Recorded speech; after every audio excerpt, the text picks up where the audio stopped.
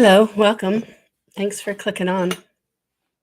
My name is Delia Yeager, and today we're going to be talking a little bit about ways to unscrew you. Um, this topic came up because of some interactions with a group of people that I was working with earlier today. And this whole notion of how do you be on your side and how do you show up for you came up, as it is wont to do. And so in the discussion, we came up with some examples of how you may experience not showing up for you. And so I've posted on my website, and I'll put the link below, an article about 5 different ways that you can start to show up for you right now. There are a lot of tools that I teach in different classes, and certainly in the spiritual living practice training, which is a one-on-one training over time. And there's a lot more that you can learn to do. A lot of it has to do with unlearning, unlearning ways of being socialized and fitting in and doing what's expected and good grades, metaphorically or actually. And not that there's anything wrong with any of those things. It's just that when we do it from a place of not wanting to get in trouble or wanting to fit in or some element of survival kicking in, then our judgment is skewed and we will make choices not based on what's best for us, but what's going to be most expedient in the moment. Fitting in or getting a good grade or getting the raise or making the person in front of us happy. So one thing I would like to stress that it's not so much in the article, but I repeat it a lot, so I'm going to repeat it here. Whatever coping patterns that you came up with, whatever strategies that you came up with at different points in your life, especially around trauma, traumatic situations, growing up. Whatever you came up with, it was genius. It was genius at the time. And it solved the immediate problem. It got you through a lot of times these choices that we made at the time actually are the thing that has kept us alive. If any of you are familiar with the 12-step world, when you do the steps, especially the 4th step, the searching and fearless moral inventory, there's a lot of social pressure and support for looking at your character defects. But what you discover on the other side of that, and this is more important to experience than to hear, is that these very things that we're calling character defects, at least half the time that you employed them, kept you alive. They got you where you are today. So if you've never thought about what's the good side of your favorite character defect, whatever it is that you like to pick on yourself for, or whatever other people around you like to pick on you for, stubbornness, for instance, one of mine, all right? So your stubbornness may be the thing that has gotten you to persevere through some very dicey situations. It can be the thing that got you to persevere into success. So just entertain the idea that the very things that are called defects of character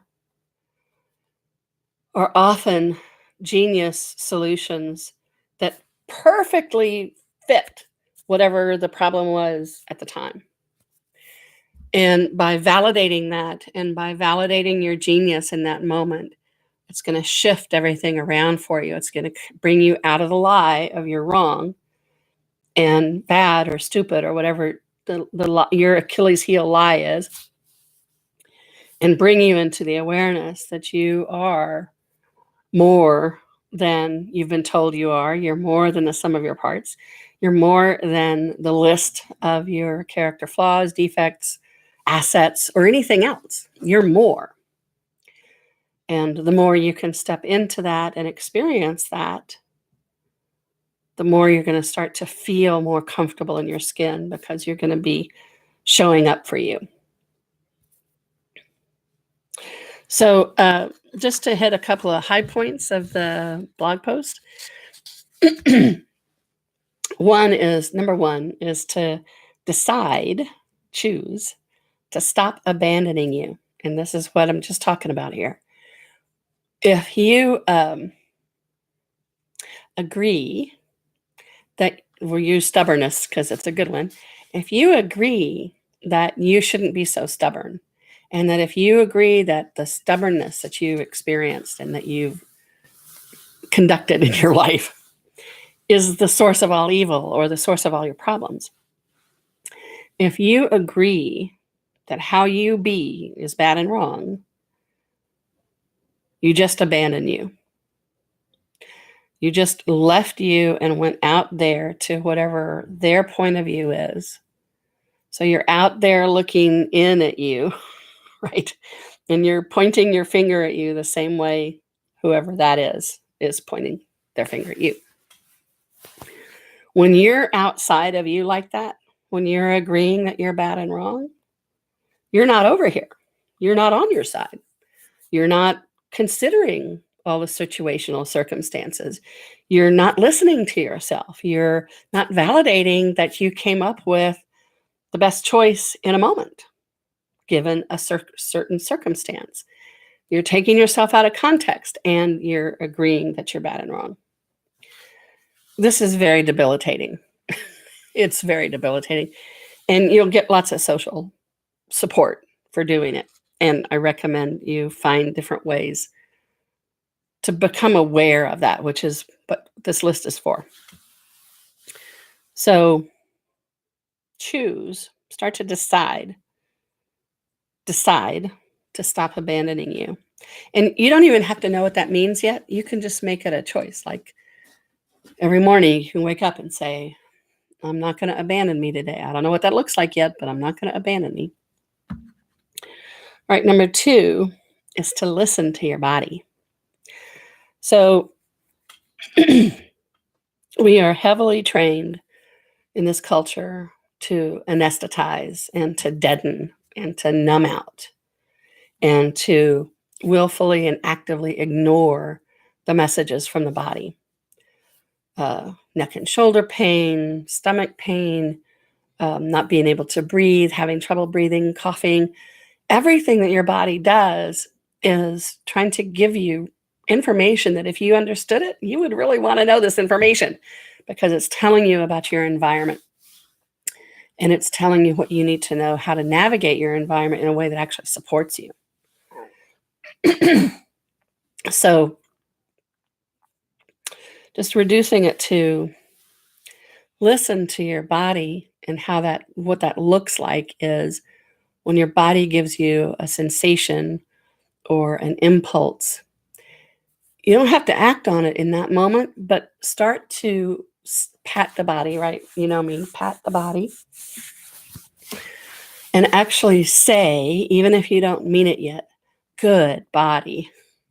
And start to reward your body for communicating with you, and stop punishing your body for the fact that you don't know how to understand it yet, because you will. The more you listen, the more you'll understand. All right, good body.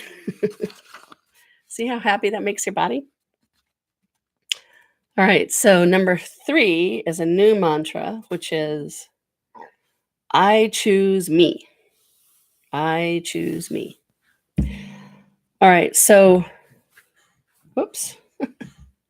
What that means is to be on your side, like the first one. just practicing the sentence, I choose me, is a start. The more you say those words, the more you make that choice, the more you consider choosing you first, the more you're going to start being aware of times when you don't choose you first and what the impulses and um, social pressures are for you to not choose you first. So, if you've worked with me in the past, you know that I'm very big on migrating normal. You want to migrate these changes so that you take these organic steps, because that way you can really embody and digest the changes. And these are very potent steps to help you start to embody and really integrate the changes. So the practice is really just I choose me and see what that does, what that feels like, what it brings up, and how it feels. The sensations of your body are going to tell you a lot. All right, so number 4 is, who does this belong to? And then, so how does this work? So you're in a meeting and you find yourself breathing really shallow and feeling really anxious. And maybe you weren't 20 minutes ago, but now you are, and you just noticed it, right?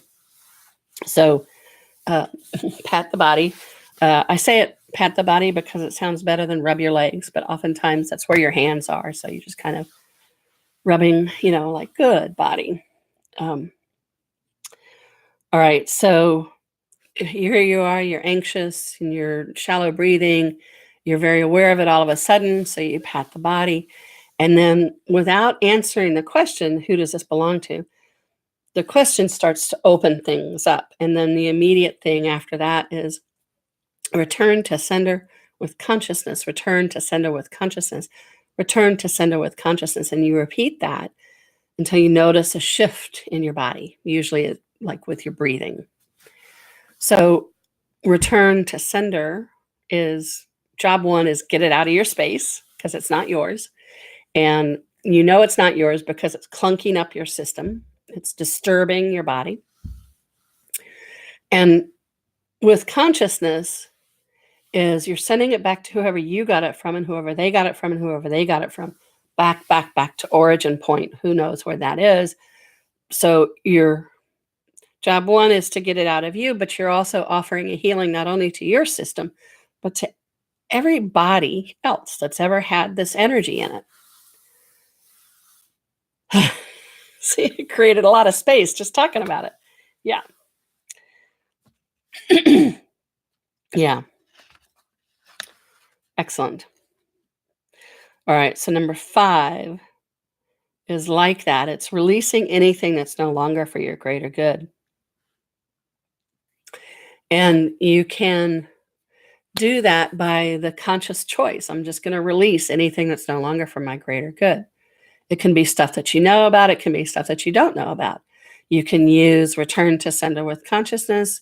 You can just, one of my body's favorite is to imagine a softball, because it's big, right? And then bat it out of the park over and over again, like that scene in, The Natural. This is very engaging for my body. It helps my body be in the process. Energy work is not physical. And so if you can translate it into physical pictures, then your body can get on board better.